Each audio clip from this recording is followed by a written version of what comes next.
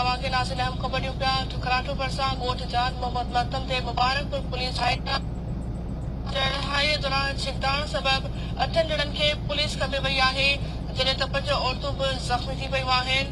अवांखे आगाही ॾींदा पिया ठुकराठो भरिसां ॻोठ जान मोहम्मद मतम ते मुबारकपुर पुलिस चढ़ाई कई आहे। चढ़ाई दौरान छिकताण सबब 8 ॼणनि खे पुलिस खपे वई आहे जॾहिं त 5 औरतूं चढ़ाई दौरान छिकताण सबब 8 ॼणनि खे पुलिस खपे वई आहे जॾहिं त 5 औरतूं ज़ख़्मी बि थी पयूं आहिनि। अवांखे अपडेट कंदा हलूं पिया त मुबारकपुर पुलिस जी चढ़ाई थी आहे जंहिंजे नतीजे में छिकताण सबब 8 ॼणनि खे पुलिस खपे वई आहे। ठकराठो भरिसां ॻोठ जान मोहम्मद महतम ते मुबारकपुर पुलिस चढ़ाई कई आहे। छिकताण ते 8 ॼणनि खे पुलिस खपे वई आहे जॾहिं त 5 औरतूं ज़ख़्मी बि थी पयूं आहिनि।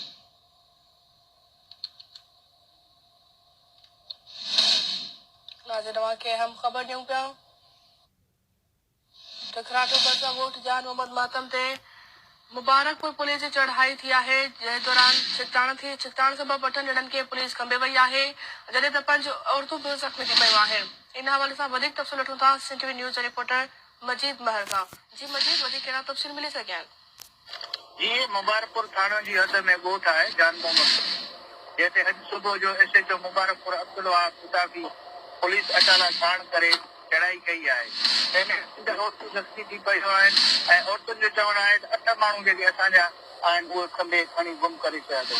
जॾहिं त होॾां एसएचओ मुबारकपुर सां हादसो कयो उन ॿुधायो त जेको 2 ॾींहं अॻु में थानो मुबारकपुर ते हमिलो थियो उन जा जवाबदार गिरफ़्तार करण लाइ असां चढ़ाई कई आहे। जी, वॾी महिरबानी मजीद तव्हांजी तफ़सील ॾियण जे लाइ।